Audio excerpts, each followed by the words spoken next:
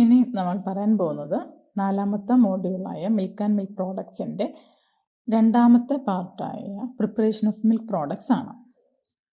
ഇവിടെ നമ്മൾ പവർ പോയിന്റിൽ പറഞ്ഞിട്ടുള്ളത് ഫോക്കസ് ഏരിയയ്ക്ക് ഇമ്പോർട്ടൻസ് കൊടുത്തുകൊണ്ടാണ് പറഞ്ഞിരിക്കുന്നത്.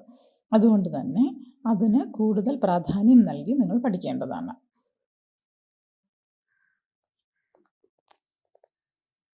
ഇനി നമ്മൾ പറയാൻ പോകുന്നത് പാൽ ഉൽപ്പന്നങ്ങളെ എങ്ങനെയൊക്കെ തരംതിരിക്കാം എന്നുള്ളതാണ്. Classification of milk products. പാൽ ഉൽപ്പന്നങ്ങളുടെ നിർമ്മാണ രീതി അനുസരിച്ച് അവയെ 6 തിരിക്കുന്നു. 1. ആസിഡ് കൊയാഗുലേറ്റഡ് പ്രോഡക്ട്സ്, ഉദാഹരണം പനീർ.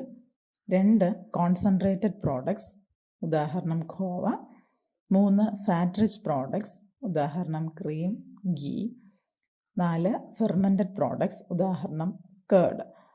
5. ഫ്രോസൺ പ്രോഡക്ട്സ്, ഉദാഹരണം നിങ്ങൾക്കെല്ലാവർക്കും അറിയാവുന്ന ice cream. 6. By products from milk, ഉപ ഉൽപ്പന്നങ്ങൾ. Example whey, skim milk, buttermilk, etcetera. ഇനി നമുക്ക് ഓരോ പാൽ ഉൽപ്പന്നങ്ങളായിട്ട് നോക്കാം. Acid coagulated products. പേര് സൂചിപ്പിക്കുന്നത് പോലെ തന്നെ ഒരു ആസിഡ് ഉപയോഗിച്ച് പാലിനെ പിരിച്ച് ഉണ്ടാക്കുന്ന പ്രോഡക്റ്റിനെയാണ് ആസിഡ് കൊയാഗുലേറ്റഡ് പ്രോഡക്റ്റ് എന്ന് പറയുന്നത്. ഉദാഹരണം പനീർ. നമ്മൾ പാൽക്കട്ടി എന്നൊക്കെ പറയുന്ന പനീർ സാധാരണ എരുമപ്പാലിൽ നിന്നാണ് ഉണ്ടാക്കുന്നത്. മറ്റു പാലുകളും ഉപയോഗിക്കാം. പനീർ നമുക്കറിയാവുന്നതുപോലെ തന്നെ മറ്റു പല ഉൽപ്പന്നങ്ങളുടെയും ബേസ് ആയിട്ടാണ് ഉപയോഗിക്കുന്നത്. സ്വീറ്റ്സ് ഉണ്ടാക്കുന്നുണ്ട്, സ്നാക്സ് ഉണ്ടാക്കുന്നുണ്ട്. നമ്മൾ മാംസാഹാരം കഴിക്കാത്ത ആൾക്കാർ ഇറച്ചിക്ക് തുല്യമായി കണക്കാക്കുന്ന ഒരു വെജിറ്റബിൾ ഡിഷാണ് പനീർ. അതിൽ പനീർ ബട്ടർ മസാല, പാലക് പനീർ പോലുള്ള ഒരുപാട് ഉൽപ്പന്നങ്ങൾ നമുക്ക് ഉണ്ടാക്കാൻ കഴിയുന്നുണ്ട്. അടുത്തത് കോൺസെൻട്രേറ്റഡ് പ്രോഡക്ട്സ്, സാന്ദ്രീകൃത ഉൽപ്പന്നം. പേര് സൂചിപ്പിക്കുന്നത് പോലെ തന്നെ പാലിൽ വെള്ളം വറ്റിച്ച് ഉണ്ടാക്കുന്ന ഉൽപ്പന്നത്തിനെയാണ് കോൺസെൻട്രേറ്റഡ് പ്രോഡക്റ്റ് എന്ന് പറയുന്നത്. ഖോവ ഉദാഹരണമാണ്. It is an example for partially dehydrated whole milk product. ഇപ്പോൾ ഹോൾ മിൽക്ക് എന്ന് പറഞ്ഞാൽ നമുക്കറിയാം പാലിലെ പ്രോട്ടീനോ ഫാറ്റോ ഒന്നും നീക്കാത്ത കറന്നെടുക്കുന്ന അതേ പാല്. അപ്പോൾ അതിൽ വെള്ളം വറ്റിച്ച് ഉണ്ടാക്കുന്ന പ്രോഡക്റ്റ്. അപ്പോൾ പാർഷ്യലി ഡീഹൈഡ്രേഷനെ നടക്കുന്നുള്ളൂ, മുഴുവനായി വെള്ളം വറ്റിക്കുന്നില്ല. ബഫലോ മിൽക്കാണ് സാധാരണ ഈൽഡ് കൂടുതൽ നൽകുക. അപ്പം അതിന് സോഫ്റ്റ് ആയിട്ടുള്ള സ്മൂത്ത് ആയിട്ടുള്ള ഒരു പ്രോഡക്റ്റ് നമുക്ക് കിട്ടും. ഇവിടെ പാല് ഒരു പരന്ന പാത്രത്തിലെടുക്കുകയും ഒരു പുകയൊന്നും ഇല്ലാത്ത അടുപ്പിൽ വെച്ച് കത്തിക്കുകയും ചെയ്യുന്നു. അപ്പോൾ സ്ഥിരമായി നമ്മൾ ഇളക്കി കൊടുത്തുകൊണ്ടിരിക്കുകയും സൈഡിൽ പറ്റി പിടിക്കുന്ന പാല് ഇളക്കിയിട്ട് കൊടുക്കുകയും ചെയ്യുന്നു. അപ്പോൾ ഇങ്ങനെ ചെയ്യുമ്പോൾ വെള്ളത്തിൻ്റെ ബാഷ്പീകരണം ഉണ്ടാവുകയും ഏകദേശം 1/3 പാല് വറ്റുമ്പോൾ പ്രോട്ടീൻ കൊയാഗുലേഷൻ നടക്കുകയും ചെയ്യുന്നു. അപ്പോൾ നമുക്ക് തീ കുറയ്ക്കുകയും വീണ്ടും നമ്മൾ ഇളക്കി കൊടുത്തുകൊണ്ടിരിക്കുകയും ചെയ്യണം. അപ്പോൾ പെട്ടെന്ന് കട്ടിയാകാനും പാത്രത്തിൽ നിന്ന് വിട്ടു വരുന്ന ഒരു പരുവത്തിലെത്തുകയും ചെയ്യുന്നു. അപ്പോൾ നമുക്ക് തീ അണയ്ക്കുകയും ചെയ്യാം. ഖോവയുടെ ഫൈനൽ സോളിഡ് കണ്ടന്റ് എന്ന് പറയുന്നത് 65 to 70% ആണ്. ഏകദേശം 18% സോളിഡ് കണ്ടന്റ് പശുവിൻ പാലിൽ നിന്ന് കിട്ടും. എരുമപ്പാലാണ് എങ്കിൽ 20% ഉൽപ്പന്നം നമുക്ക് കിട്ടും. ഈ ഖോവ ഉപയോഗിച്ചുണ്ടാക്കുന്ന ഒരു ഉൽപ്പന്നമാണ് ഗുലാബ് ജാമുൻ. അതായത് ഖോവ ബേസ്ഡ് സ്വീറ്റാണ് ഗുലാബ് ജാമുൻ. ഗുലാബ് ജാമുൻ നിങ്ങൾക്ക് എല്ലാവർക്കും പരിചയമുള്ളതും നിങ്ങൾക്ക് എല്ലാവർക്കും ഇഷ്ടമുള്ള ഒരു പ്രോഡക്റ്റാണ് എന്ന് നമുക്കറിയാം, അല്ലേ? അപ്പം അതിൻ്റെ ഷേപ്പ് നിങ്ങൾ കണ്ടിട്ടുണ്ടാവും. സിലിണ്ടറിക്കൽ ഷേപ്പിൽ, റൗണ്ട് ഷേപ്പിലാണ് ഇരിക്കുന്നത്. നല്ല ഡാർക്ക് ബ്രൗൺ കളറിലാണ് ഇരിക്കുന്നത്. നമ്മൾ കയ്യിലെടുക്കുമ്പം തന്നെ അത് അലിഞ്ഞു പോകുന്ന തരത്തിലുള്ള രീതിയിൽ ഷുഗർ സിറപ്പിലിട്ടാണ് വെച്ചിരിക്കുന്നത്. അപ്പം അതെങ്ങനെയാണ് ഉണ്ടാക്കുന്നത്? ഖോവയും മൈദയും 3:1 റേഷ്യോയിൽ മിക്സ് ചെയ്യുകയും 1% ബേക്കിംഗ് പൗഡർ അതിൽ ആഡ് ചെയ്യുന്നു. അപ്പോൾ ഖോവ, മൈദ, ബേക്കിംഗ് പൗഡർ ഇവ നന്നായി കുഴച്ച് ചെറിയ ബോളുകളാക്കുകയും നെയ്യിലോ കുക്കിംഗ് ഓയിലിലോ ഫ്രൈ ചെയ്ത് എടുക്കുകയും ചെയ്യുന്നു. ആ ബോൾസിനെ 60% ഷുഗർ സൊല്യൂഷനിൽ മുക്കി വയ്ക്കുകയും കഴിക്കുന്നതിന് കുറച്ച് മണിക്കൂറുകൾ മുന്നേ നമ്മൾ ഈ ഷുഗർ സൊല്യൂഷനിൽ വയ്ക്കുന്നത് കൊണ്ടാണ് അതിനത്രയും സോഫ്റ്റായിട്ടുള്ള ഒരു ടെക്സ്ചർ കിട്ടുന്നത്. അടുത്ത് നമ്മൾ പറയാൻ പോകുന്നത് ഫാറ്റ് റിച്ച് പ്രോഡക്ട്സ്, അതായത് കൊഴുപ്പ് കൂടിയ ഉൽപ്പന്നങ്ങൾ. ആദ്യത്തേത് ക്രീം. PFA റൂൾ അനുസരിച്ച്, അതായത് prevention of food adulteration rule 1976 അനുസരിച്ച് സ്റ്റെറിലൈസ്ഡ് ക്രീം ഒഴികെ പശുവിൻ പാലിൽ നിന്നോ എരുമപ്പാലിൽ നിന്നോ അതോ ഈ രണ്ടിൻ്റെയും മിക്സിൽ നിന്നോ നിർമ്മിക്കുന്ന 25% കുറയാത്ത കൊഴുപ്പടങ്ങിയ ഉൽപ്പന്നത്തിനെയാണ് ക്രീം എന്ന് പറയുന്നത്. ക്രീമിൽ ഫാറ്റും ഫാറ്റ് സോലുബിൾ വൈറ്റമിൻസായ A, D, E, K എന്നിവ അടങ്ങിയിരിക്കുന്നു. ഇവയുടെ അളവ് കിട്ടുന്ന ക്രീമിലെ ഫാറ്റ് ലെവലിനെ അനുസരിച്ചിരിക്കും. ഇനി നമുക്ക് ക്രീമിൻ്റെ ക്ലാസിഫിക്കേഷൻ നോക്കാം. അവയിലടങ്ങിയിട്ടുള്ള മിൽക്ക് ഫാറ്റ് കൊഴുപ്പിനനുസരിച്ച് 3 തരംതിരിക്കാം. ഒന്ന് ടേബിൾ ക്രീം അല്ലെങ്കിൽ ലൈറ്റ് ക്രീം. 20 മുതൽ 25% മിൽക്ക് ഫാറ്റ് ഉള്ളവയെ ടേബിൾ ക്രീം അല്ലെങ്കിൽ ലൈറ്റ് ക്രീം എന്ന് പറയുന്നു. കോഫി ക്രീം അല്ലെങ്കിൽ വിപ്പിംഗ് ക്രീം 30 മുതൽ 40% മിൽക്ക് ഫാറ്റ് ഉണ്ടാവും. ഹെവി ക്രീം അല്ലെങ്കിൽ പ്ലാസ്റ്റിക് ക്രീം എന്ന് പറഞ്ഞാൽ 65 മുതൽ 85% മിൽക്ക് ഫാറ്റ് ഉണ്ടാവും. ഇനി ഏതൊക്കെ രീതിയിലാണ് ക്രീം നിർമ്മിക്കുന്നതെന്ന് നോക്കാം.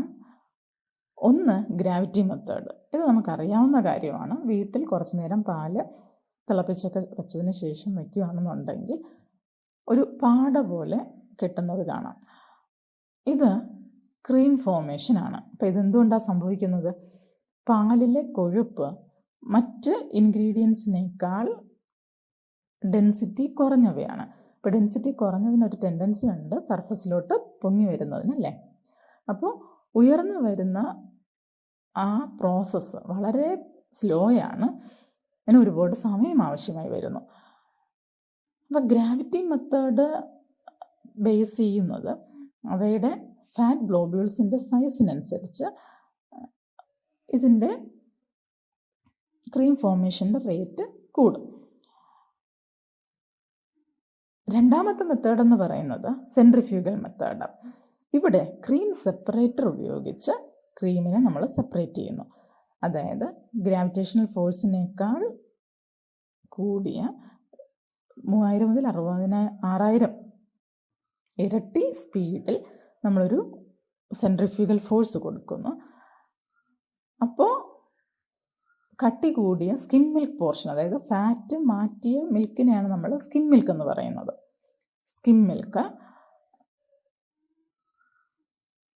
ഒരു പോർഷനിലോട്ട് മാറുകയും കട്ടി കുറഞ്ഞ ക്രീം ഒരു സൈഡിലോട്ട് വരികയും ചെയ്യുന്നു. അപ്പോൾ സ്കിം മിൽക്ക് ഡെൻസിറ്റി കൂടിയതായതുകൊണ്ട് ക്രീം സെപ്പറേറ്ററിൻ്റെ അറ്റത്ത് കിട്ടുകയും ഫാറ്റ് നടുക്കുള്ള വാൽവ് വഴി നമുക്ക് സെപ്പറേറ്റ് ചെയ്യാനും പറ്റുന്നു. അപ്പോൾ സ്കിം മിൽക്കും ക്രീമും രണ്ടും സെപ്പറേറ്റ് ഔട്ട്ലെറ്റിലൂടെ നമ്മൾ കളക്ട് ചെയ്യുന്നു.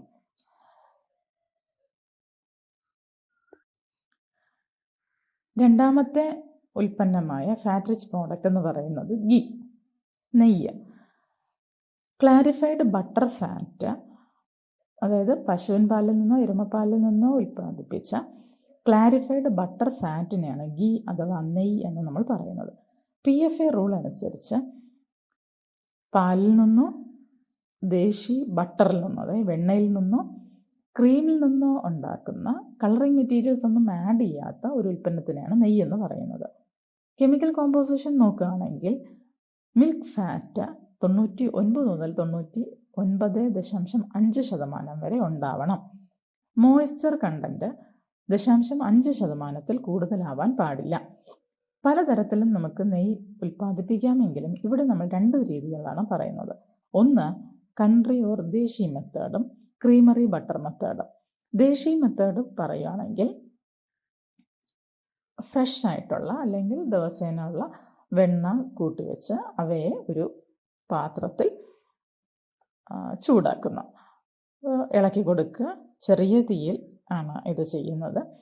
ഇതിൽ നിന്ന് ഏകദേശം എല്ലാ വെള്ളവും ഇവോപ്പറേറ്റ് ചെയ്ത് പോയി കഴിയുമ്പോൾ എക്സ്പീരിയൻസ് ഉള്ള ആൾക്കാർക്ക് അതിൻ്റെ ഒരു മണവും അതിൻ്റെ ഒരു തിള വരുന്നത് പോലുള്ള ഒരു എഫർവസൻസ് എന്ന് പറയും, അത് വരുന്നത് കാണുമ്പോൾ, അതായത് കുമിളകൾ പോലെ പൊട്ടുന്നതും കാണുമ്പോൾ തീ അണച്ചു വയ്ക്കുകയും തണുക്കുമ്പോൾ നെയ്യ് മുകളിൽ കാണുകയും അതിലെ സോളിഡ് പാർട്സ് എല്ലാം അടിയിൽ അടിഞ്ഞു കിടക്കുന്നതായിട്ടും കാണാൻ പറ്റും.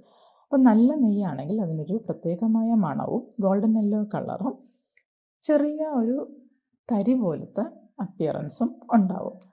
രണ്ടാമത്തെ മെത്തേഡായ ക്രീമറി ബട്ടർ മെത്തേഡിൽ ഉപ്പ് ചേർക്കാത്ത വെണ്ണയാണ് ഉപയോഗിക്കുന്നത്.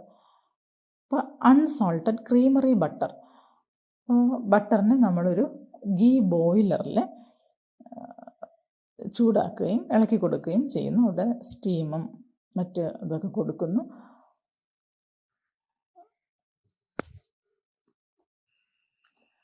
നാലാമത്തെ ഉൽപ്പന്നമായ ഫെർമെൻറ്റഡ് പ്രോഡക്ട്സ്, അതായത് പൊളിപ്പിച്ച് ഉണ്ടാക്കുന്ന ഉൽപ്പന്നങ്ങൾ. നമുക്ക് എല്ലാവർക്കും അറിയാവുന്ന ഒരു ഉൽപ്പന്നമാണ് തൈര്. Food safety and standards regulation 2011 അനുസരിച്ച് ദഹി എന്ന് പറയുന്നത് പാസ്ചറൈസ് ചെയ്ത അല്ലെങ്കിൽ തിളപ്പിച്ച പാലിൽ പുളിപ്പിച്ച് ഉണ്ടാക്കുന്ന ഉൽപ്പന്നം. പുളിപ്പിക്കാൻ നമുക്ക് തലേദിവസം ഉൽപ്പാദിപ്പിച്ച തൈരോ അല്ലെങ്കിൽ സ്റ്റാർട്ടർ കൾച്ചറുകളോ ഉപയോഗിക്കാം. ഇതിൽ ദഹി എന്ന് പറയുമ്പോൾ അതിൽ പഞ്ചസാര ചേർത്തിട്ടുണ്ടാവും. നമ്മൾ ഏത് പാലിൽ നിന്നാണോ ഉണ്ടാക്കുന്നത് ആ പാലിൽ എത്ര കൊഴുപ്പുണ്ടായിരുന്നോ ആ കൊഴുപ്പും SNFും, അതായത് സോൾട്ട്സ് നോട്ട് ഫാറ്റും ഒക്കെ അടങ്ങിയിട്ടുണ്ടാവും.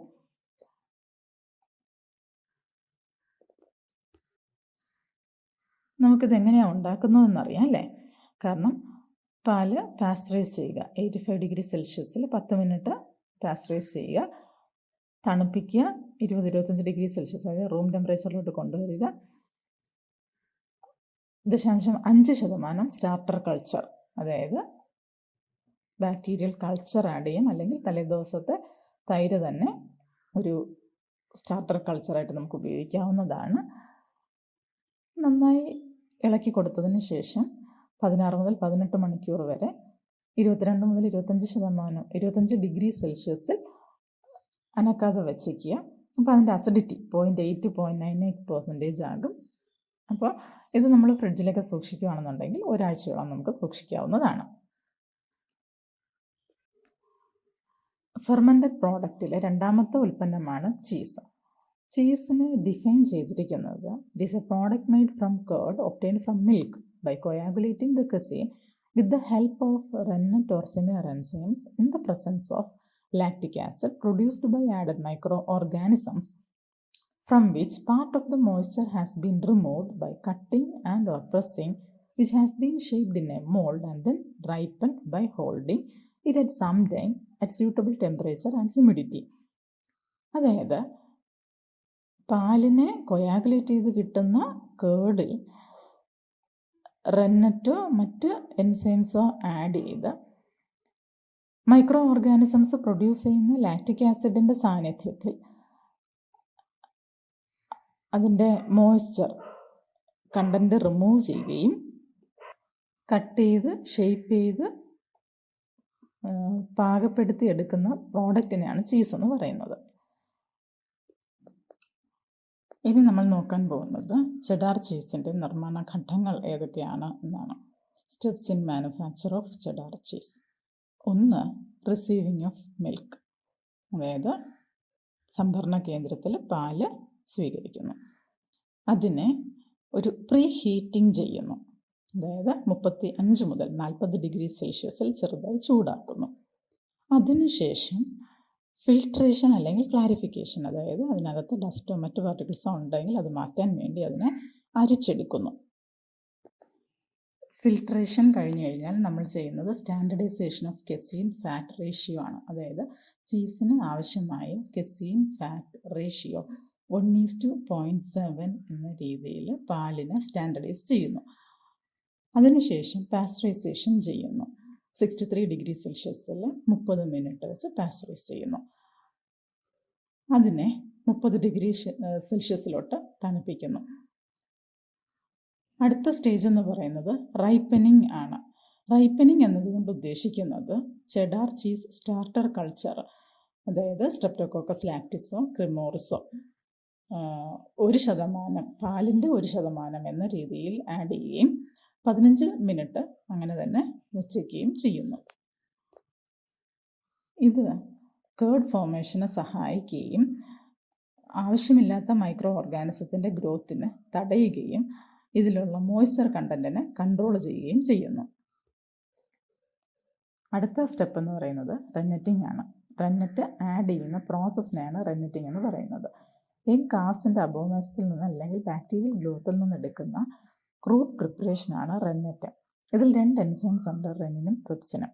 റെനിൻ ഒരു ക്ലോട്ടിംഗ് എൻസൈംസ് ആണ്, അതായത് സോളിഡിനെയും ലിക്വിഡിനെയും വേർതിരിച്ചെടുക്കുന്ന അല്ലെങ്കിൽ സഹായിക്കുന്ന ഒരു എൻസൈമാണ്. 1 ഗ്രാം റെന്നറ്റ് 50 കിലോഗ്രാം മിൽക്കിന് എന്ന രീതിയിലാണ് ഉപയോഗിക്കുന്നത്.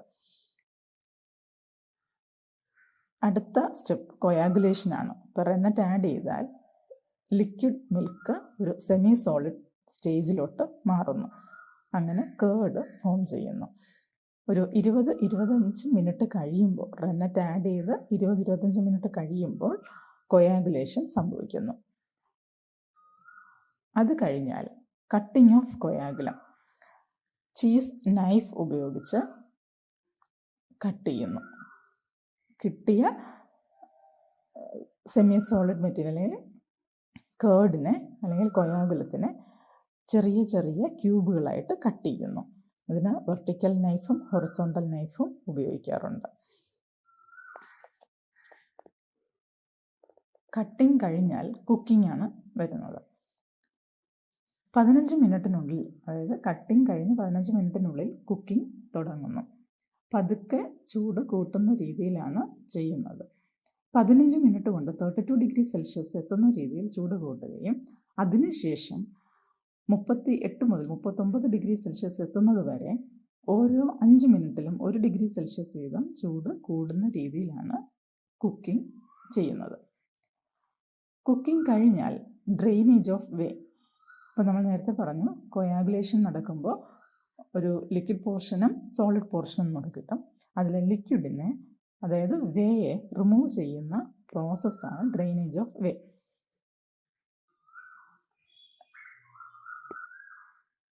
അടുത്ത സ്റ്റേജ് എന്ന് പറയുന്നത് ചെഡാറിങ്. ഇതിൽ കട്ട് ചെയ്ത ക്യൂബുകളെ ഓരോ ലെയറുകളായി അടുക്കി വയ്ക്കുകയും അവയെ തിരിച്ചും മറിച്ചും വയ്ക്കുകയും കൂടുതൽ വേ ഡ്രെയിൻ ചെയ്ത് പോകാൻ സഹായിക്കുകയും ചെയ്യുന്ന പ്രോസസ്സിംഗ് ആണ് ചെഡാറിങ്. ഇങ്ങനെ തിരിച്ചും മറിച്ചും വയ്ക്കുന്നത് ഓരോ 15 മിനിറ്റിൽ ചെയ്യുകയും 2 മണിക്കൂറോളം ഇങ്ങനെ കണ്ടിന്യൂ ചെയ്യുകയും ചെയ്യുന്നു. അതുവഴി അതിലെ മോയ്സ്ചർ കണ്ടന്റ് പരമാവധി കുറയ്ക്കാനും സഹായിക്കുന്നു. അടുത്ത സ്റ്റേജ് എന്ന് പറയുന്നത് മില്ലിങ്. ഇവിടെ ചീസ് മില്ലിൻ്റെ സഹായത്തോടു കൂടി കേർഡിനെ ചെറിയ ചെറിയ പീസുകളാക്കുന്ന പ്രോസസ്സിനെയാണ് മില്ലിങ് എന്ന് പറയുന്നത്. അപ്പോൾ വീണ്ടും ഇതിൽ വേയുടെ അംശം ഉണ്ടെങ്കിൽ അത് നീക്കം ചെയ്യാൻ സഹായിക്കുന്നു. അതുപോലെ തന്നെ കേർഡിൽ നമ്മൾ ഇടുന്ന സോൾട്ടിൻ്റെ ഡിസ്ട്രിബ്യൂഷന് സഹായിക്കുന്നു. നെക്സ്റ്റ് സ്റ്റെപ്പ് എന്ന് പറയുന്നത് സോൾട്ടിങ്. സോൾട്ടിങ് എന്ന് വെച്ചാൽ കേർഡ് പീസസിൽ ഉപ്പ് ചേർക്കുന്നതിനെയാണ് പറയുന്നത്. അപ്പോൾ ഉപ്പ് ചേർക്കുന്നത് കൊണ്ട് അതിൻ്റെ ഫ്ലേവറിനും അതിൻ്റെ ടെക്സ്ചറിനുമൊക്കെ വ്യത്യാസമുണ്ടാകുന്നു. അതുപോലെ തന്നെ കീപ്പിംഗ് ക്വാളിറ്റി കൂടുന്നു. ഇപ്പം സോൾട്ട് ആഡ് ചെയ്യാത്ത ചീസ് സോഫ്റ്റ് ആയിരിക്കും, പെട്ടെന്ന് പാകമാവും. അതിനോടൊപ്പം തന്നെ ഒരു അൺപ്ലസൻ്റ് ആയിട്ടുള്ള ഫ്ലേവേഴ്സ് ഫോം ചെയ്യാനും സാധ്യതയുണ്ട്.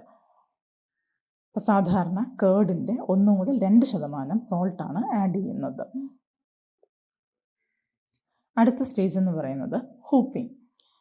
അതായത് ഏത് മോൾഡിലാണോ അല്ലെങ്കിൽ അച്ചിലാണോ ചീസ് അതിൻ്റെ ഫൈനൽ ഷേപ്പിലോട്ട് ആക്കാൻ വയ്ക്കുന്നത് അതിനെ ആ അച്ചിൽ വയ്ക്കുക അല്ലെങ്കിൽ ആ മോൾഡിൽ വയ്ക്കുക, അതിനെയാണ് ഹൂപ്പിംഗ് എന്ന് പറയുന്നത്. ഇപ്പോൾ ഒരു റൗണ്ട് ഹൂപ്പാവാം, സ്ക്വയർ മോൾഡാവാം, ഏത് ഷേപ്പിലാണോ ഉദ്ദേശിക്കുന്നത് അതേ ഷേപ്പിലോട്ട് ഉള്ള അച്ചിൽ വയ്ക്കുക. ഒരു മോൾഡിലോട്ട് വെച്ച് കഴിഞ്ഞ് കഴിഞ്ഞാൽ ആ മോൾഡിനെ ചീസ് പ്രസ് ഉപയോഗിച്ച് പ്രസ് ചെയ്ത് അതിൻ്റെ ഫൈനൽ ഷേപ്പിലോട്ട് മാറ്റുന്ന പ്രോസസ്സാണ് പ്രസ്സിങ്. പ്രസ്സിങ് സമയത്തും കുറച്ച് വെയർ റിമൂവ് ചെയ്യും. ആദ്യം ചെറിയ രീതിയിൽ പ്രഷർ കൊടുക്കുകയും പിന്നീട് ഫുൾ പ്രഷർ കൊടുക്കുന്ന രീതിയിൽ ഏകദേശം 30 മിനിറ്റോളം എടുത്താണ് ഫൈനൽ പ്രഷർ അപ്ലൈ ചെയ്യുന്നത്. ഇത് ഒരു രാത്രി മുഴുവൻ വച്ചേക്കുകയും അടുത്ത ദിവസം വീണ്ടും ഇത് പുറത്തെടുക്കുകയും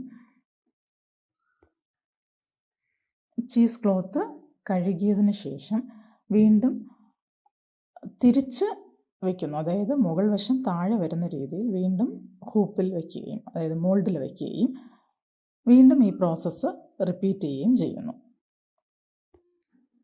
അതിനുശേഷം ഒരു ഡ്രൈയിങ് റൂമിൽ വയ്ക്കുന്നു.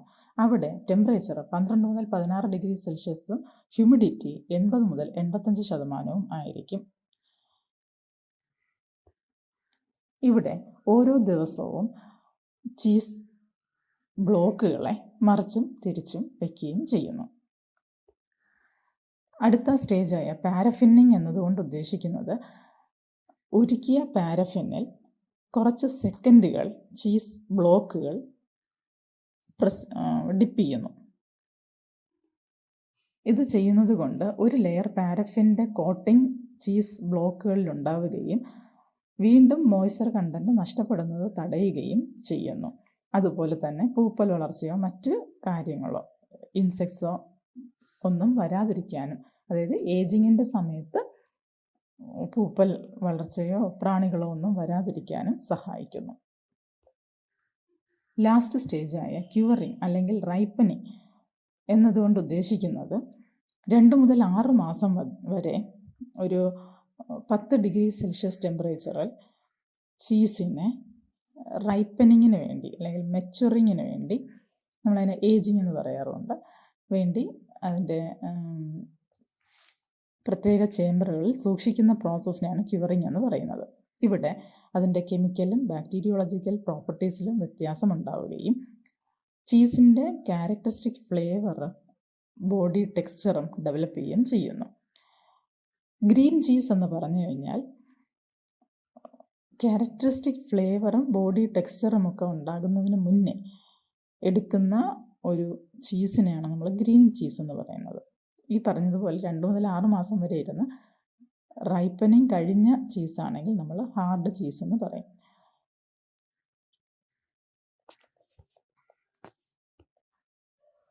അഞ്ചാമത്തെ ഉൽപ്പന്നമായ ഫ്രോസൺ പ്രോഡക്ട്സ് നോക്കാം. ഐസ്ക്രീം എന്ന് പറയുന്നത് ഒരു ഫ്രോസൺ ഡയറി പ്രോഡക്റ്റാണ്.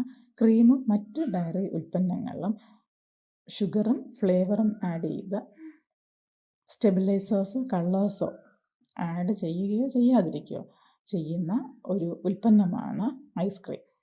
പി ഫെറൂൾ 1976 അനുസരിച്ച് ഐസ്ക്രീം എന്ന് പറയുന്നത് ഒരു ഫ്രോസൺ ഉൽപ്പന്നമാണ്, അതായത് തണുപ്പിച്ചെടുക്കുന്ന ഉൽപ്പന്നമാണ്.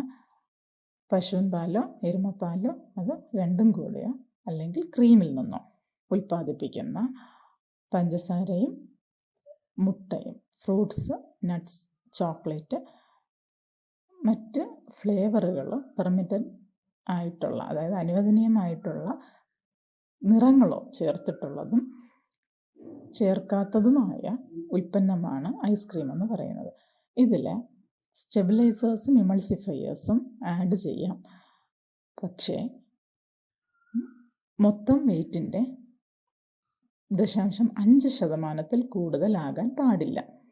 സ്റ്റെബിലൈസേഴ്സ് അല്ലെങ്കിൽ ഇമൾസിഫയേഴ്സ് എന്ന് പറയുന്നത് ഐസ്ക്രീമിന് ആ ഒരു ടെക്സ്ചർ കൊടുക്കുന്ന അല്ലെങ്കിൽ അതിനൊരു ഹാർഡ്നെസ് കൊടുക്കുന്ന സബ്സ്റ്റൻസിനെയാണ് നമ്മൾ സ്റ്റെബിലൈസേഴ്സ് അല്ലെങ്കിൽ ഇമൾസിഫയേഴ്സ് എന്ന് പറയുന്നത്.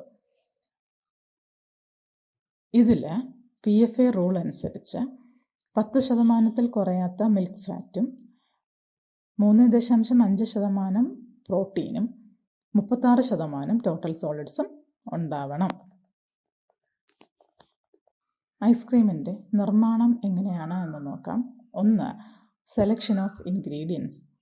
ഏതൊക്കെ സാധനങ്ങളാണ് അല്ലെങ്കിൽ എന്തൊക്കെ മെറ്റീരിയൽസാണ് നമ്മൾ ഉപയോഗിക്കേണ്ടത് എന്ന് തീരുമാനിക്കുന്നത് മിൽക്ക് പ്രോഡക്ട്സിൻ്റെ ലഭ്യത അനുസരിച്ചും ഉപയോഗിക്കുന്ന ഉൽപ്പന്നങ്ങളുടെ കാലാവധി, സൂക്ഷിപ്പ് കാലാവധി അനുസരിച്ചും അവ കൈകാര്യം ചെയ്യാനുള്ള എളുപ്പം, ആ മെറ്റീരിയൽസ് അതിൽ ആഡ് ചെയ്യുമ്പോൾ കിട്ടുന്ന അതിൻ്റെ ഫ്ലേവർ, അതിൻ്റെ ബോഡി ടെക്സ്ചർ, ഇതിനെയൊക്കെ ആശ്രയിച്ചിരിക്കും. അവയുടെ വില, എക്യുപ്മെൻസിൻ്റെ അവൈലബിലിറ്റി, ഇതിനെയൊക്കെ അനുസരിച്ചാണ് ഏതൊക്കെ മെറ്റീരിയൽസാണ് അല്ലെങ്കിൽ ഇൻഗ്രീഡിയൻസ് ആണ് എടുക്കേണ്ടത് എന്ന് തീരുമാനിക്കുന്നത്.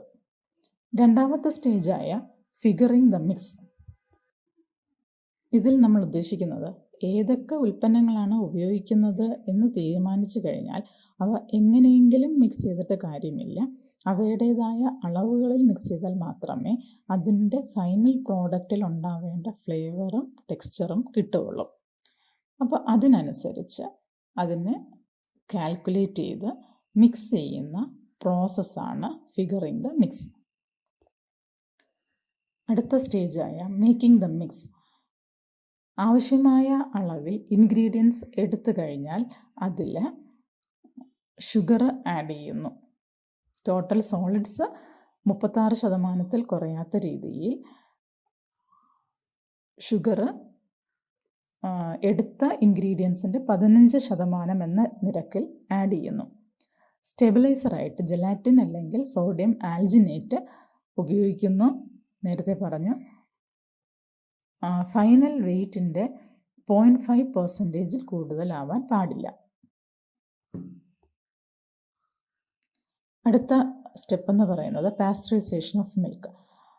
ഐസ്ക്രീമിൻ്റെ മിക്സിനെ നമ്മൾ 68 മുതൽ 74 ഡിഗ്രി സെൽഷ്യസ് 25 മുതൽ 30 മിനിറ്റ് വരെ പാസ്ചറൈസ് ചെയ്യുകയും 50 ഡിഗ്രി സെൽഷ്യസോ അതിൽ കുറവോ ആയ ടെമ്പറേച്ചറിലേക്ക് തണുപ്പിക്കുകയും ചെയ്യുന്നു. അടുത്ത സ്റ്റേജ് എന്ന് പറയുന്നത് ഹോമോജനൈസേഷൻ ഓഫ് മിക്സ്. അതായത് നമ്മൾ പല ഉൽപ്പന്നങ്ങൾ ചേർത്താണ് ഐസ്ക്രീം മിക്സ് പ്രിപ്പയർ ചെയ്തിരിക്കുന്നത്. അതിനെ ഒരു സോഫ്റ്റ് ആയിട്ടുള്ള സ്മൂത്ത് ആയിട്ടുള്ള ടെക്സ്ചറിലേക്ക് മാറ്റണമെങ്കിൽ അതിനെ നമ്മൾ ഒരേ രൂപത്തിലുള്ള മെറ്റീരിയൽസ് ആക്കണം. അതിനു വേണ്ടി ചെയ്യുന്ന പ്രോസസ്സാണ് ഹോമോജനൈസേഷൻ എന്ന് പറയുന്നത്. ഇങ്ങനെ ചെയ്യുന്നത് കൊണ്ട് അതിൻ്റെ വിപ്പിംഗ് എബിലിറ്റി കൂടുകയും ഏജിങ് പീരീഡ് കുറയ്ക്കുകയും ചെയ്യുന്നു. വിപ്പിംഗ് എബിലിറ്റി എന്ന് പറഞ്ഞാൽ നമുക്കറിയാം, നമ്മൾ വാങ്ങുന്ന ഐസ്ക്രീമിൻ്റെ ഒരു വെയിറ്റ് നോക്കുകയാണെങ്കിൽ ഒരു എയറേറ്റഡ് കോമ്പൗണ്ടാണ് നമുക്ക് കിട്ടുന്നത്. അപ്പോൾ ആ ഒരു, അതായത് പതപ്പിക്കാൻ പറ്റുന്ന ഒരു ക്വാളിറ്റി എന്ന് വേണമെങ്കിൽ നമുക്ക് പറയാം. വോളിയം കൂട്ടാൻ സഹായിക്കുന്നു. Homogenisation improves the whipping ability. അതായത് അതിൻ്റെ വോളിയം കൂട്ടാൻ സഹായിക്കുന്നു. മെച്ചുർ ആകാനുള്ള, അതായത് ഹാർഡനിങ്ങിനുള്ള സമയം കുറയ്ക്കുന്നു. അടുത്ത പ്രോസസ്സ് എന്ന് പറയുന്നത് cooling and ageing of mix. Homogenisation കഴിഞ്ഞാൽ ഉടനെ തന്നെ 0 മുതൽ 5 ഡിഗ്രി സെൽഷ്യസ് ടെമ്പറേച്ചറിൽ ഈ മിക്സിനെ നമ്മൾ സൂക്ഷിക്കുന്നു. ഏജിങ് എന്നതുകൊണ്ട് ഉദ്ദേശിക്കുന്നത് ഒരു കുറഞ്ഞ താപനിലയിൽ ഫ്രീസിങ്ങിന് മുന്നേ മിക്സിനെ സൂക്ഷിക്കുന്ന പ്രോസസ്സിനെയാണ് നമ്മൾ ഏജിങ് എന്ന് പറയുന്നത്. ഏജിങ് 5 ഡിഗ്രി സെൽഷ്യസിൽ കൂടുതലാവാൻ പാടില്ല. Ageing temperature. ഏജിങ് ടൈം 3 മുതൽ 4 മണിക്കൂർ വരെ ആവാം. ഏജിങ് എന്തൊക്കെ ഗുണങ്ങളാണെന്ന് ഉള്ളത് എന്ന് നോക്കാം.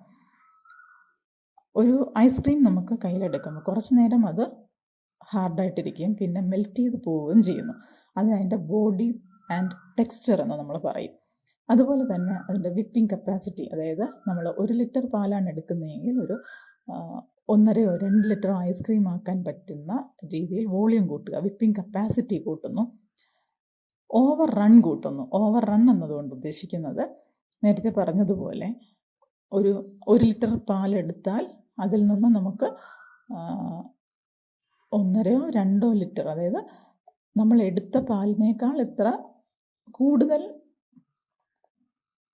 വെയിറ്റ് കിട്ടുന്നോ അതിനെയാണ് നമ്മൾ ഓവർ റൺ എന്ന് പറയുന്നത്. അതായത് 1 ലിറ്റർ മിൽക്ക് എടുത്തിട്ടുണ്ടെങ്കിൽ അത് നമുക്ക് 1.5 ലിറ്റർ ഐസ്ക്രീം കിട്ടിയാൽ ആ 1/2 ലിറ്റർ ഓവർ റണ്ണാണ്. അതോടൊപ്പം ഇൻക്രീസസ് മെൽറ്റിംഗ് റെസിസ്റ്റൻസ്, അതായത് കട്ടയായി ഇരിക്കുന്നത് കുറച്ച് സമയം അത് ഫ്രീസറിൽ നിന്ന് പുറത്തെടുത്താൽ കുറച്ച് സമയം അത് ഹാർഡായിട്ടിരിക്കും, എന്നിട്ട് മെൽറ്റ് ചെയ്യുകയും ചെയ്യുന്നു. അങ്ങനെയാണ് മെൽറ്റിംഗ് റെസിസ്റ്റൻസ് എന്ന് പറയുന്നത്, മെൽറ്റിങ്ങിനെ പ്രതിരോധിക്കാനുള്ള കഴിവ്. അപ്പോൾ കുറച്ച് സമയം അത് സോളിഡായിട്ട് ഇരുന്നിട്ടായിരിക്കണം മെൽറ്റ് ചെയ്യുന്നത്. അപ്പോൾ ഫ്രീസറിൽ നിന്ന് എടുത്താൽ ഉടനെ തന്നെ അത് മെൽറ്റ് ചെയ്ത് പോയി കഴിഞ്ഞാൽ അതിനെ നമുക്ക് ഐസ്ക്രീം ആയിട്ട് കണക്കാക്കാൻ പറ്റത്തില്ല, അല്ലെങ്കിൽ അത് ലിക്വിഡായാൽ നമുക്കതൊരു ഐസ്ക്രീമായിട്ട് കണക്കാക്കാൻ പറ്റത്തില്ല. അപ്പോൾ മെൽറ്റിംഗ് റെസിസ്റ്റൻസ് കൂട്ടുന്നു. അപ്പോൾ ageing improves the body and texture, whipping capacity, increases over run, increases melting resistance of the ice cream. അപ്പോൾ ഓവർ റൺ എന്ന് പറഞ്ഞാൽ it is defined as the volume of ice cream obtained in excess of the volume of the mix. അത് percentage, ശതമാനത്തിലാണ് കണക്കാക്കുന്നത്. അടുത്ത് നമ്മൾ പറയുന്നത് freezing the mix. Freezing ആണ് ഐസ്ക്രീം പ്രിപ്പറേഷൻ്റെ ഒരു പ്രധാന ഘടകം. ഇവിടെ ഫ്രീസിങ്ങിനെ ആശ്രയിച്ചായിരിക്കും ഐസ്ക്രീമിൻ്റെ ക്വാളിറ്റിയും അതിൻ്റെ ടേസ്റ്റും ഫൈനൽ പ്രോഡക്റ്റിൻ്റെ ഈൽഡും കിട്ടുക. ഫ്രീസിങ്ങിന് മുന്നേ നമുക്ക് അനുവദനീയമായിട്ടുള്ള ഫുഡ് കളേഴ്സും ഫ്ലേവേഴ്സും ചേർക്കാനും നന്നായി മിക്സ് ചെയ്യാവുന്നതുമാണ്. ഒരു ഐസ്ക്രീം ഫ്രീസറിലാണ്, അതൊരു ബാച്ച് ഫ്രീസർ ആവാം, അല്ലെങ്കിൽ കണ്ടിന്യൂസ് ഫ്രീസർ ആവാം, അതിലാണ് നമ്മൾ ചെയ്യുന്നത്. ലാസ്റ്റ് സ്റ്റേജായ hardening of ice cream. Hardening of ice cream എന്നതുകൊണ്ട് ഉദ്ദേശിക്കുന്നത് കോൾഡ് റൂമുകളിൽ അല്ലെങ്കിൽ ഡീപ്പ് ഫ്രീസറിൽ കൺസ്യൂമേഴ്സിലെത്തുന്നത് വരെ സൂക്ഷിക്കുക, അല്ലെങ്കിൽ കുറച്ച് സമയം, ചില മണിക്കൂറുകൾ കൺസ്യൂമേഴ്സിലെത്തിക്കുന്നതിന് മുന്നേ വയ്ക്കുന്ന പ്രോസസ്സിനെയാണ് നമ്മൾ ഹാർഡനിങ് ഓഫ് ഐസ്ക്രീം എന്ന് പറയുന്നത്.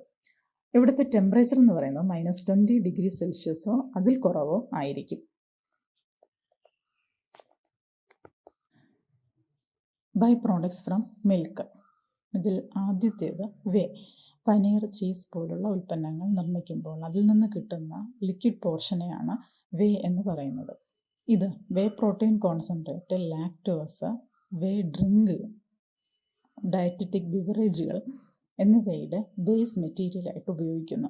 വേ ഡ്രിങ്കിനകത്ത് ഒത്തിരി പോഷക മൂല്യമടങ്ങിയ വേ പ്രോട്ടീൻസ് ഉണ്ട്. രണ്ടാമത്തേത് ബട്ടർ മിൽക്ക്. ബട്ടർ പ്രൊഡ്യൂസ് ചെയ്യുമ്പോൾ, അതായത് വെണ്ണ പ്രൊഡ്യൂസ് ചെയ്യുമ്പോൾ കിട്ടുന്ന ഉൽപ്പന്നമാണ് ബട്ടർ മിൽക്ക്. ഒരു സംഭാരം ഒക്കെ നമ്മൾ ഇതിൽ നിന്ന് തയ്യാറാക്കുന്നുണ്ട്. Skim milk. സ്കിം മിൽക്ക് എന്ന് പറയുന്നത് ഫാറ്റ് റിമൂവ് ചെയ്ത പാലിനെയാണ് സ്കിം മിൽക്ക് എന്ന് പറയുന്നത്. SNF കണ്ടന്റ് കൂടുതൽ അടങ്ങിയിട്ടുണ്ട്. പാലിനെ അല്ലെങ്കിൽ മറ്റ് ഉൽപ്പന്നങ്ങൾ നിർമ്മിക്കുമ്പോൾ മിൽക്കിൻ്റെ സ്റ്റാൻഡർഡൈസേഷന് നമുക്ക് സ്കിം മിൽക്ക് ഉപയോഗിക്കാവുന്നതാണ്.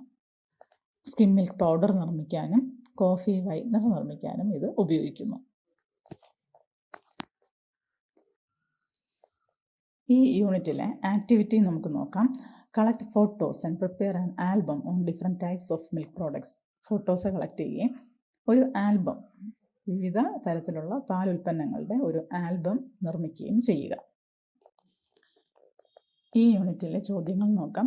Prepare a chart showing the steps in manufacture of cheddar cheese. Cheddar ചീസിൻ്റെ നിർമ്മാണത്തിൻ്റെ വിവിധ ഘട്ടങ്ങൾ കാണിക്കുന്ന ഒരു ചാർട്ട് നിർമ്മിക്കുക. Choose the acid coagulated product from the given group. താഴെ തന്നിരിക്കുന്ന ഗ്രൂപ്പിൽ നിന്ന് ആസിഡ് കോയാഗുലേറ്റഡ് പ്രോഡക്റ്റ് ഏതാണ് എന്ന് തിരഞ്ഞെടുക്കുക. ഖോവ, പേട, പനീർ, ഐസ്ക്രീം. 4ാമത്തെ മോഡ്യൂളിലെ 2ാമത്തെ യൂണിറ്റായ ഹോൾസം മിൽക്ക് പ്രൊഡക്ഷൻ കൂടെ നമ്മൾ ഇന്ന് പഠിക്കുകയാണ്. പാലിൽ എല്ലാ പോഷകങ്ങളും അടങ്ങിയിട്ടുണ്ട്. അതുകൊണ്ട് തന്നെ സൂക്ഷ്മജീവികളുടെ പ്രവർത്തനം മൂലം പെട്ടെന്ന് കേടാകാൻ സാധ്യതയുള്ള ഒരു ഉൽപ്പന്നമാണ് പാല്.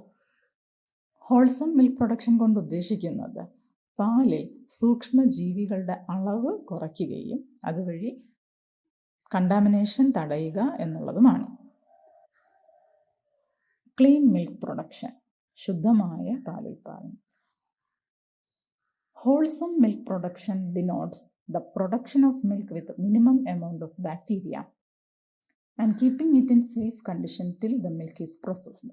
എന്താണ് ശുദ്ധമായ പാലുൽപാദനം കൊണ്ട് ഉദ്ദേശിക്കുന്നത്? ഏറ്റവും കുറഞ്ഞ ബാക്ടീരിയൽ അളവുള്ള, അതിനെ പ്രോസസ്സ് ചെയ്യുന്നത് വരെ ഏറ്റവും സേഫായിട്ട് സൂക്ഷിക്കുന്ന തരത്തിലുള്ള പാലുൽപാദനത്തിനെയാണ് ഹോൾസം മിൽക്ക് പ്രൊഡക്ഷൻ എന്ന് പറയുന്നത്. ഇതിനാവശ്യമായ ഹൈജീനിക് മെഷേഴ്സും സ്റ്റോറേജ് ക്രമീകരണങ്ങളും നമ്മൾ ചെയ്യേണ്ടതുണ്ട്. നമ്മുടെ ലക്ഷ്യം പാലിൽ ബാക്ടീരിയയുടെ അളവ് കുറയ്ക്കുക എന്നുള്ളതാണ്. അതിന് ബാക്ടീരിയ ഏതൊക്കെ മാർഗങ്ങളിലൂടെ പാലിൽ കടക്കും എന്ന് നമ്മൾ അറിയണം. അകിടിലൂടെ കടക്കാം, പാൽ കറവക്കാരനിൽ കൂടെ കടക്കാം, ചുറ്റുമുള്ള പരിസ്ഥിതിയിൽ നിന്ന് എൻ്റർ ചെയ്യാം, ഉപയോഗിക്കുന്ന പാത്രങ്ങൾ വഴി കടക്കാം, സംഭരണശാലകളിലെ സൂക്ഷ്മതയില്ലായ്മ കാരണവും ഉണ്ടാവാം. അപ്പം അതിനെന്തൊക്കെ കാര്യങ്ങൾ ചെയ്യണമെന്നാണ് ഈ ചാപ്റ്ററിൽ നമ്മൾ പറയുന്നത്. Source of contamination of milk and control measures.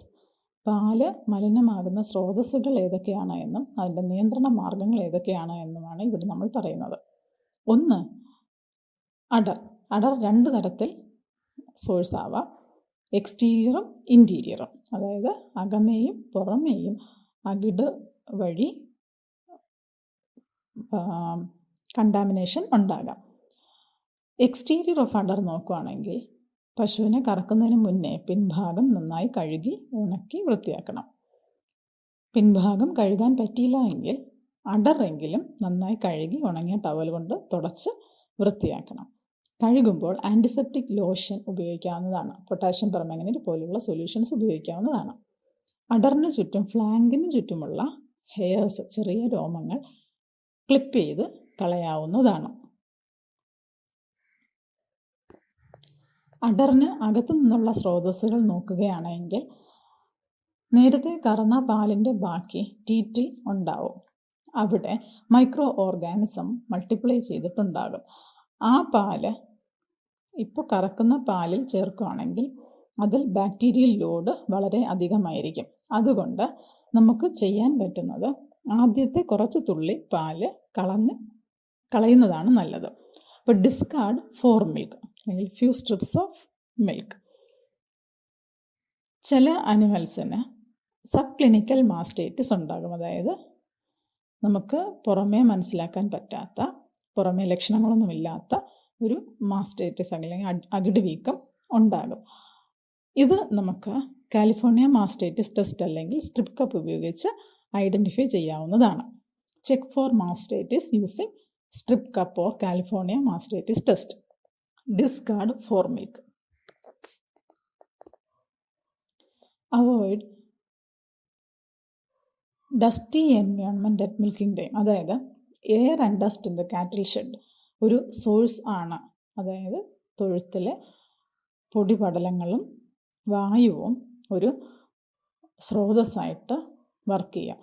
അത് ഒഴിവാക്കാനായിട്ട് മിൽക്കിംഗ് സമയത്ത് പൊടിപടലങ്ങൾ ഒഴിവാക്കണം. അപ്പോൾ മിൽക്കിങ്ങിന് മുന്നേ ആഹാരം കൊടുക്കാതിരിക്കുക, മാറാലകൾ അടിച്ച് വൃത്തിയാക്കുക, കറക്കുന്ന സമയത്ത് ചെറിയ വായ്വട്ടമുള്ള പാത്രം ഉപയോഗിക്കുക, കറന്നു കഴിഞ്ഞാൽ ഉടനെ തന്നെ പാല് അടച്ച് സൂക്ഷിക്കുക, പാല് അരിച്ച് ഉപയോഗിക്കുക, സ്ട്രെയിൻ ചെയ്ത് ഉപയോഗിക്കുക. Avoid dusty environment at milking time. Use small top or dome shaped milking pail. Keep milk covered. Milk can be strain to remove large particles. അടുത്ത ഇതെന്ന് പറയുന്നത് ഫ്ലൈസ് ആൻഡ് അതർ ഇൻസെക്ട്സ്. ഷെഡിൽ പ്രാണികളും മറ്റു ചെറു ജീവികളും ഉണ്ടാവാം. അത് പലവിധമായ പ്രശ്നങ്ങൾ ഉണ്ടാക്കും. ഫാമിന് ചുറ്റും ക്ലീൻ ആയിരുന്നാൽ ബ്രീഡിംഗ് പ്ലേസസ്, പ്രാണികളുടെ ബ്രീഡിംഗ് സ്ഥലം നമുക്ക് ഒഴിവാക്കാവുന്നതാണ്. അതുപോലെ തന്നെ പ്രാണികളെ ഒഴിവാക്കാൻ ഇൻസെക്ടിസൈഡൽ സ്പ്രേയോ റിപ്പല്ലൻറ്റോ ഉപയോഗിക്കാവുന്നതാണ്. Eliminate breeding places, control flies and insects with mild insecticidal sprays, repellents etcetera. Milker ഒരു സോഴ്സായിട്ട് ആക്ട് ചെയ്യാവുന്നതാണ്. നല്ല വൃത്തിയുള്ള ആളായിരിക്കണം. കയ്യിലെ നഖം വെട്ടി ക്ലീൻ ആയിട്ടുള്ള ആളായിരിക്കണം. കറക്കുന്നതിന് മുന്നേയും കറന്നതിന് ശേഷവും കൈ ആൻറ്റിസെപ്റ്റിക്സ് ഉപയോഗിച്ച് കഴുകണം. അസുഖങ്ങളൊന്നും ഇല്ലാത്ത ആളായിരിക്കണം. ഡ്രൈ മിൽക്കിംഗ് ആണ് നല്ലത്. കാരണം കഴുകി വൃത്തിയാക്കിയതിന് ശേഷം അടറ് തുടച്ച് എടുക്കുകയും മിൽക്കറിൻ്റെ കൈ കഴുകിയതിന് ശേഷവും തുടച്ച് വൃത്തിയാക്കുകയും ചെയ്യണം. ഇനി പറയുന്നത് യൂട്ടൻസിൽസ്, പാത്രങ്ങൾ. ഉപയോഗിക്കുന്ന പാത്രങ്ങൾ ഒരു പ്രധാന സോഴ്സാണ്. അപ്പോൾ മിക്കവാറും അലുമിനിയം പാത്രങ്ങളാണ് ഉപയോഗിക്കുക. അത് നന്നായി കഴുകുകയും ഡിറ്റർജൻസും സാനിറ്റൈസേഴ്സും ഉപയോഗിച്ച് ശുദ്ധമായ വെള്ളത്തിൽ വൃത്തിയാക്കി എടുക്കുകയും വേണം. ഹൈപ്പോക്ലോറൈഡ്സ് സാനിറ്റൈസേഷന് ഉപയോഗിക്കാവുന്നതാണ്. കറവയ്ക്ക് ശേഷം പാല് 5 ഡിഗ്രി സെൽഷ്യസിൽ തണുപ്പിച്ച് സൂക്ഷിക്കേണ്ടതാണ്. ഈ ചിത്രങ്ങളിലൂടെ നമുക്കൊന്നുകൂടെ കൺട്രോൾ മെഷേഴ്സ് നോക്കാം. എക്സ്റ്റീരിയർ ഓഫ് അഡർ, അഡർ കഴുകി വൃത്തിയാക്കി തുടച്ച് എടുക്കുക. ഇൻറ്റീരിയർ ഓഫ് അഡർ CMD ടെസ്റ്റ് ചെയ്യുക. എൻവയോൺമെൻറ്റൽ ഫാക്ടേഴ്സ് നോക്കിയാൽ ഷെഡ് ക്ലീൻ ആയിരിക്കണം. കറക്കാൻ ഉപയോഗിക്കുന്ന പാത്രം ചെറിയ വായ്വട്ടമുള്ള പാത്രമായിരിക്കണം. മിൽക്കർ പാല് കറക്കുന്നതിന് മുന്നേയും കറന്നതിന് ശേഷവും കൈ നല്ല രീതിയിൽ കഴുകി വൃത്തിയാക്കി തുടയ്ക്കണം. കറക്റ്റ് മിൽക്കിംഗ് മെത്തേഡ് ഉപയോഗിക്കണം. കണ്ടാമിനേഷൻ കുറയ്ക്കാൻ മെഷീൻ മിൽക്കിംഗ് ഉപയോഗിക്കാം. കറവയ്ക്ക് ശേഷം ടീത്ത് ഡിപ്പ്, ആൻറ്റിസെപ്റ്റിക് ലോഷൻ ടീറ്റുകളിൽ മുക്കാവുന്നതാണ്. കറന്നെടുത്ത പാല് അരിച്ച് ഉപയോഗിക്കാവുന്നതാണ്. ഫിൽട്രേഷൻ ചെയ്ത് ഉപയോഗിക്കാവുന്നതാണ്. അഡൾട്രേഷൻ ഓഫ് മിൽക്ക്, പാലിലെ മായം ചേർക്കൽ. എന്തിനാണ് സാധാരണ നമ്മൾ പാലിൽ മായം ചേർക്കുന്നത്? പാലിലെ കൊഴുപ്പ് കൂട്ടാനും വോളിയം കൂട്ടാനും. അവയ്ക്ക് എന്തൊക്കെ സാധനങ്ങളാണ് നമ്മൾ ഉപയോഗിക്കുക? സ്റ്റാർച്ച്, ഷുഗർ, വാട്ടർ, ഇവയാണ് സാധാരണ ഉപയോഗിക്കുന്ന അഡൾട്രൻസ്. വെള്ളം ആഡ് ചെയ്തിട്ടുണ്ടോ ഇല്ലയോ എന്ന് നമുക്ക് എങ്ങനെ മനസ്സിലാക്കാൻ പറ്റും? സ്പെസിഫിക് ഗ്രാവിറ്റി കണ്ടുപിടിച്ചാൽ നമുക്ക് മനസ്സിലാക്കാൻ പറ്റും. ലാക്ടോമീറ്റർ ഉപയോഗിച്ചാണ് സ്പെസിഫിക് ഗ്രാവിറ്റി കണ്ടുപിടിക്കുന്നത്. സ്റ്റാർച്ച് ആഡ് ചെയ്തിട്ടുണ്ടോ എന്ന് നമുക്ക് എങ്ങനെ മനസ്സിലാക്കാൻ പറ്റും? അയഡിൻ സൊല്യൂഷൻ ഉപയോഗിച്ച്, അതായത് അയഡിൻ ടെസ്റ്റ് ഉപയോഗിച്ച് സ്റ്റാർച്ച് ആഡ് ചെയ്തിട്ടുണ്ടോ ഇല്ലയോ എന്ന് നമുക്ക് അറിയാൻ പറ്റും. സ്റ്റാർച്ച് ആഡ് ചെയ്തിട്ടുണ്ട് എങ്കിൽ പാല് ചൂടാക്കി തണുപ്പിച്ച് അയഡിൻ ഒഴിക്കുമ്പോൾ ഒരു ബ്ലൂ കളർ ഉണ്ടാവുകയും, അങ്ങനെ ഒരു ചേഞ്ച് ഇല്ല എങ്കിൽ സ്റ്റാർച്ച് ആഡ് ചെയ്തിട്ടില്ല എന്ന് മനസ്സിലാക്കാനും കഴിയും. കുറച്ച് നേരം വെച്ചിരിക്കുമ്പോൾ ഈ നീല കളർ ഡിസപ്പിയർ ചെയ്യുന്നതായിട്ടും കാണുന്നു. ഷുഗർ ആഡ് ചെയ്തിട്ടുണ്ടോ എന്ന് നമുക്ക് എങ്ങനെ കണ്ടുപിടിക്കാം? സെലിവാനോസ് റിയേജൻറ്റ് ഉപയോഗിച്ച് കണ്ടുപിടിക്കാം. ഇവിടെ പാല് ചൂടാക്കുകയും സെലിവാനോസ് റിയേജൻറ്റ് ഉപയോഗിക്കുമ്പോൾ ഓറഞ്ച് കളർ അല്ലെങ്കിൽ റെഡ് പ്രസിപ്പിറ്റേറ്റ് ഉണ്ടാവുകയാണ് എങ്കിൽ അവിടെ റെഡ്യൂസിങ് ഷുഗറിൻ്റെ പ്രസൻസ് നമുക്ക് മനസ്സിലാക്കാൻ പറ്റും. പാലിലെ കൊഴുപ്പിൻ്റെ അളവ് വെച്ചും നമുക്ക് അഡൾട്രേഷൻ നടന്നിട്ടുണ്ടോ എന്ന് അറിയാൻ പറ്റുന്നതാണ്. അപ്പോൾ അതിനുപയോഗിക്കുന്ന ടെസ്റ്റാണ് ഗെർബേഴ്സ് ടെസ്റ്റ്. അപ്പോൾ ഫാറ്റ് പെർസെൻറ്റേജ് എസ്റ്റിമേറ്റ് ചെയ്യാൻ ഉപയോഗിക്കുന്ന മെത്തേഡ് ഗെർബേഴ്സ് മെത്തേഡാണ്. ആക്ടിവിറ്റീസ് നോക്കാം. Prepare a radio talk on clean wholesome milk production. ശുദ്ധമായ പാലുൽപാദനത്തിനെ കുറിച്ച് ഒരു റേഡിയോ ടോക്ക് പ്രിപ്പയർ ചെയ്യുക. രണ്ടാമത്തേത് prepare a tabular column about common adulterants of milk and test used for their identification. പാലിൽ സാധാരണ ചേർക്കുന്ന മായം ഏതൊക്കെയാണെന്നും അവ തിരിച്ചറിയാനായി ഉപയോഗിക്കുന്ന ടെസ്റ്റുകൾ ഏതൊക്കെയാണെന്നും എഴുതുക. Questions: 1. Enlist the sources of contamination of milk. പാല് മലിനമാകുന്ന സ്രോതസ്സുകൾ ഏതൊക്കെയാണ് എന്ന് എഴുതുക. 2. Write down the control measures to be taken to prevent contamination of milk through milker. കറവക്കാരനിലൂടെ ഉണ്ടാകാവുന്ന കണ്ടാമിനേഷൻ തടയാൻ എടുക്കേണ്ട നിയന്ത്രണ മാർഗങ്ങൾ ഏതൊക്കെയാണ് എന്ന് എഴുതുക.